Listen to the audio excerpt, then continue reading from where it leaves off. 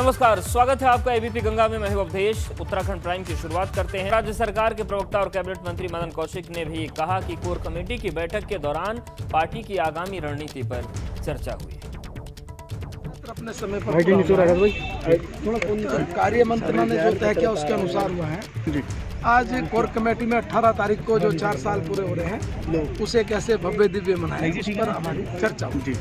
Sir क्या sir Raman Singh ji आए थे, क्या कुछ फीडबैक उन्होंने दिया है आप? उन्होंने 18 तारीख का कार्यक्रम हम 70 विधानसभाओं में करेंगे, एक साथ करेंगे। हर विधानसभा में हजारों की संख्या में कार्यकर्ता रहेगा। जो अच्छे काम सब हुए हैं उनका सेलिब्रेशन होगा, इस बारे में चर्चा हुई है। सब चीज़ें सामान्य होती है, पार्टी की प्रक्रिया होती है, उस प्रक्रिया में सब कुछ मीटिंग होती है। कोर कमेटी की बैठक हमारी। गरसेड़ में विधानसभा का बजट सत्र अनिश्चितकाल के लिए स्थगित हो गया। बजट सत्र के दौरान सदन के पटल पर 630 प्रश्न रखे गए और इसके साथ ही 10 विधेयक सदन में पास हुए। मगर विपक्ष का कहना है कि सरकार ने पूरा होमवर्क नहीं किया था, जिस वजह से सदन पूरी तरह से नहीं चल पाया। सदन के अंदर विपक्ष ने गन्ना किसान, बेरोजगारी, घाट के ग्रामीणों पर लाठीचार्ज और कुंभ का मसला उठाया। वहीं सांसद तीरथ सिंह रावत ने पौड़ी जिले में विकास के कामों की समीक्षा की। इस दौरान अधिकारियों से विकास कार्यों की रिपोर्ट मांगी गई। इस बार पीएमजीएसवाई विभाग से जुड़ी कई शिकायतें मिली और इस पर तीरथ सिंह रावत ने नाराजगी जताई। दरअसल जनप्रतिनिधियों ने शिकायत की कि पिछले 4 महीने से सड़कों की हालत खस्ताहाल है।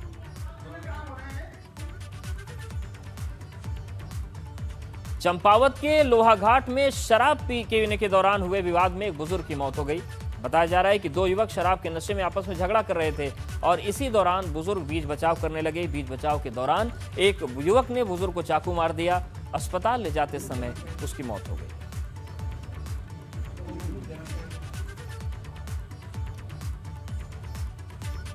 श्रीनगर में नौकरी के नाम पर ठगी का मामला सामने आया है। एक युवक से नौकरी के नाम पर 2.5 लाख रुपए ठग लिए गए। नौकरी नहीं मिलने पर युवक ने अपने पैसे वापस लेने की मांग की तो वे पोर्टल पर दिए गए नंबर स्विच ऑफ आने लगे। युवक ने इसकी शिकायत पुलिस से की।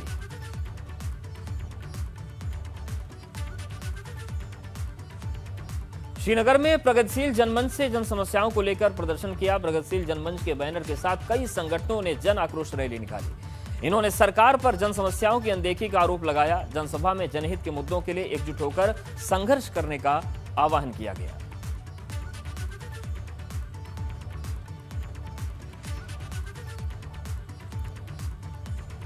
और कोटद्वार में लग्गूरगाड़ नदी पर पुल नहीं होने से ग्रामीणों के सामने आवाजाही की समस्या है। इसी को लेकर आम आदमी पार्टी के कार्यकर्ताओं ने तहसील में प्रदर्शन किया। आम आदमी पार्टी ने अपनी मांग को लेकर मुख्यमंत्री के नाम ज्ञापन भी भेजा है।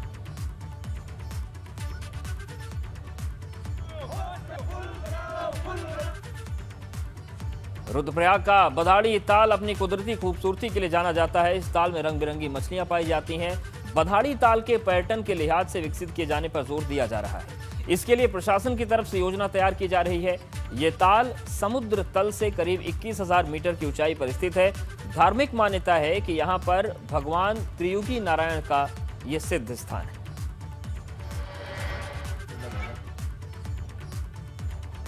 और नैनीताल में समाज कल्याण विभाग की तरफ से क्रॉस कंट्री रेस का आयोजन किया गया। इस रेस में उत्तराखंड के अलावा दिल्ली, यूपी से करीब 180 लोगों ने हिस्सा लिया। रेस जीतने वाले लोगों को इनाम देकर सम्मानित किया गया।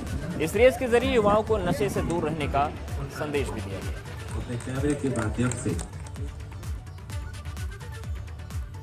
रुद्रप्रयाग में डीएम ने रेल प्रभावितों की समस्याओं को लेकर बातचीत की। इस दौरान पुनर्वास के मसले पर समीक्षा हुई। डीएम का कहना है कि ऋषिकेश कर्णप्रयाग रेल मार्ग परियोजना के प्रभावितों को हर मुमकिन सुविधाएं दिलाने की कोशिश होगी।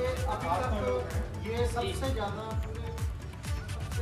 अभी इसमें सुमेरपुर के तो ये 15 लोगों की डिमांड है और रोजगार क्रिएट करने की जो बात कही है तो उस संबंध में रेलवे को निर्देश दिए गए हैं कि जो भी यथासंभव हो टेक्निकल क्वालिफिकेशंस के आधार पे, और यदि हमारे पास जो प्रभावित फैमिलीज में से ऐसे लोग हैं जो टेक्निकल क्वालिफिकेशंस रखते हैं तो उनको प्रायोरिटी, उनको प्रेफरेंस दी जाए यदि वो कार्य करने के यहाँ पे इच्छुक हैं। वहीं विकासनगर में आग का तांडव देखने को मिला। आग लगने की वजह से 6 मवेशियों की मौत हो गई। मौके पर पहुंची पुलिस ने कड़ी मशक्कत के बाद आग पर काबू पाया। पीड़ित परिवार ने प्रशासन से मुआवजे की गुहार लगाई।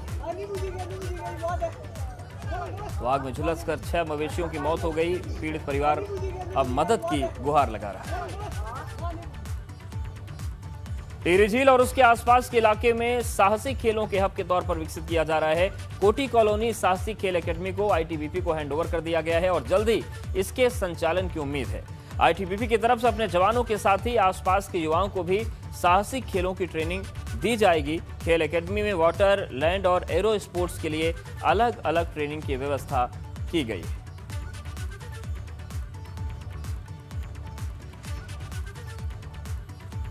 और गैरसैंण विधानसभा सत्र के दौरान कुंभ में हुए निर्माण कार्यों का मुद्दा भी उठा। कांग्रेस ने आरोप लगाया कि कुंभ के कामों में करप्शन हुआ। इसके साथ ही विपक्ष ने कुंभ को अवधि कम होने को लेकर भी सरकार को सदन के अंदर घेरा। विपक्ष के सवालों पर संसदीय कार्य मंत्री मदन कौशिक ने जवाब दिया। मदन कौशिक ने कहा कि कोविड की वजह से कुंभ की अवधि कम की गई है, लेकिन विपक्ष के पास कोई मुद्दा नहीं है, इसलिए वो ये सब कर रहा है। तरीके से केंद्र की और राज्य की सरकार ने एक सुनियोजित षड्यंत्र के तहत कुंभ की अवधि को घटाने का काम किया, जिससे पूरा संत समाज, तमाम व्यापारी संवर्ग और कुंभ में आस्था रखने वाले लोग देश और विदेश के जो हैं वो आहत हुए।